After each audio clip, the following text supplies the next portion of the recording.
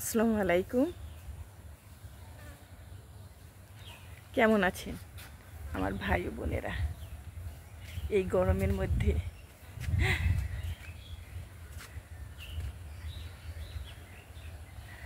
সবাই আছে একরকম।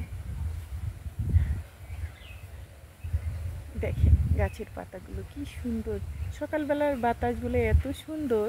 সব গাছ দোল খাচ্ছে, সবগুলো গাছ মানে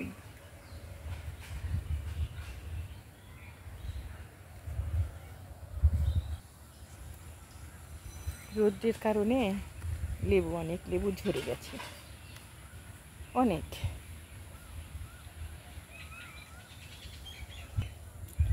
অনেক ফুল, অনেক ফুল আসছিল, কিন্তু মাত্র কয়েকটা আছে। এখানে একটা, এখানে একটা, তারপর দেখেন লেবুর সাইজ। লেবু কিন্তু রোদ্রের জন্যই এরকম হয়েছে। দেখুন কালারটাও কীরকম হয়ে গেছে।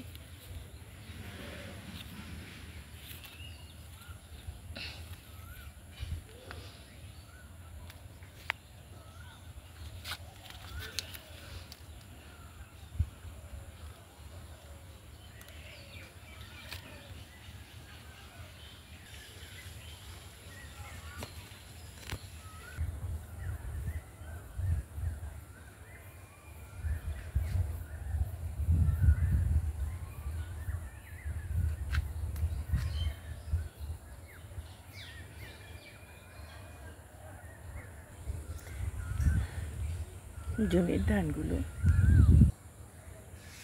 কলা পাকা হয়ে গেছে। ঊর্ধ্বে আর 15 দিন লাগবে, ধান কাটা শুরু হয়ে যাবে। যে গরম! কৃষক কৃষানীরা ধান ক্ষেতের সাইড দিয়ে হাঁটছে বাতা দিয়ে, তারা দেখে যাচ্ছে প্রত্যেক দিনই। তাদের কাছে গরম লাগে না, তাদের কাছে লাগে শান্তি। কবে কাটা হবে ধান, কবে ঘরে নিতে পারবে। নারিকেল গাছের পাতাগুলো লাল হয়ে যাচ্ছে, নষ্ট হয়ে যাচ্ছে। এত রৌদ্র, এত তাপ, কী করে বাঁচবে মানুষ? বাচ্চাদের স্কুল খোলা, আমার আমার মনে হচ্ছে বাচ্চাদের স্কুলে যাওয়ার কোনো প্রয়োজন নেই, কারণ যেতে দেওয়া হবে না। এটাই ভালো, গার্জেন যেন না নিয়ে যায়, বাসায় বসে যেটুকু করতে পারে পড়াবে। শিশুরা ছোট্ট, ওদের মনটাও যেরকম ছোট্ট, ওদের শরীরও ছোট। ওরা এমন ছোট ছোট বাচ্চা দিয়েছে যে তারা পানি চাইতে পারে না, যে আমার পানি পিপাসা লেগেছে, পানি খাবো। আপনারা বেশি বেশি শরবত খাবেন। এখন একটু ছায়ায় থাকবেন।